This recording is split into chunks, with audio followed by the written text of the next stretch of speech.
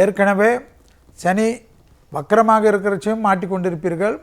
இப்பொழுது அஷ்டமத்துக்கு வரக்கூடிய சனி தேவையில்லாத பாதிப்புகளை ஏற்படுத்துவார். கோபத்தை மட்டும் கண்ட்ரோல் செய்யக்கூடிய சனி மிக மிக நன்மை தரும். உடற்பயிற்சி வரிசையில் நீங்கள் பரிகாரம் செய்கிறீர்களோ இல்லையோ எனக்கு தெரியாது. தேக உடற்பயிற்சி, வேர்வை வரக்கூடிய பயிற்சி, மனதை ஒருநிலைப்படுத்தக்கூடிய பயிற்சி 10 நிமிடமாவது தினமும் செய்வது நன்மை ஏற்படுத்தி தரும். கண்டிப்பாக வயிற்று உபத்திரம் சிறிது பார்த்து கொள்வது மிக மிக முக்கியம். அதே சமயம் உங்களுடைய தேக ஆரோக்கியத்துக்கும் அதிக முக்கியம். எல்லா விதத்திலும் பொறுமையாக இருப்பது.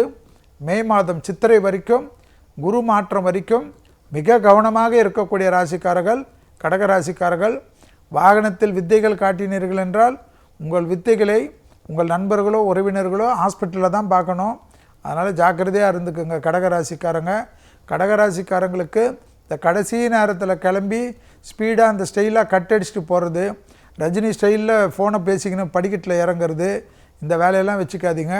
விஷ ஜந்துக்களுடைய இடத்துல இருக்கிறச்ச பாம்பு, தேள், பூரான் போன்ற விஷயம், இந்த குளவி போன்ற விஷயத்திலலாம் கவனமாக இருக்க வேண்டும்.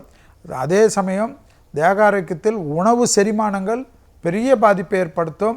சிலருக்கு 2 நாள் 3 நாள்லாம் லூஸ் மோஷன் ஆகி ஹாஸ்பிட்டல் அட்மிட் ஆகக்கூடிய அமைப்பெல்லாம் ஏற்பட்டுவிடும். முதுகுத்தண்டு வடத்துக்கு பயிற்சி கடகத்துக்கு ரொம்ப ரொம்ப முக்கியம். கடகராசிக்காரர்கள் எல்லா விதத்திலும் அனுகூலங்கள் காணப்படுவதற்கு சிவன் வழிபாடு, பெருமாள் வழிபாடு நன்மையான அமைப்பை ஏற்படுத்தி தரும் என்பதை ஞாபகத்தில் வைத்து கொள்ளுங்கள். விட்டுவிடாதீங்க. தனிப்பட்ட முறையில் கடகராசிக்காரர்களுக்கு அஷ்டம சனி என்பதனால் குடும்பத்தில் கணவன் மனைவியுடைய பிரச்சனையே உங்களுக்குள்ளாக சமாதானம் பேசிக்கோங்க. கடகராசியை சார்ந்த புருஷனாக இருந்தால் பொண்டாட்டிக்கிட்ட வெள்ளை கொடியெல்லாம் காட்டாமல் வெள்ளை பெட்ஷீட்டை காட்டுங்க. கடகராசிக்கார பொண்டாட்டியாக இருந்தால் வெள்ளை கொடி காட்டாமல் வெள்ளை பெட்ஷீட்டை காட்டுறது தான் உத்தமமான பலன். இல்லைன்னா பஞ்சாயத்து பெருசாகிடும்.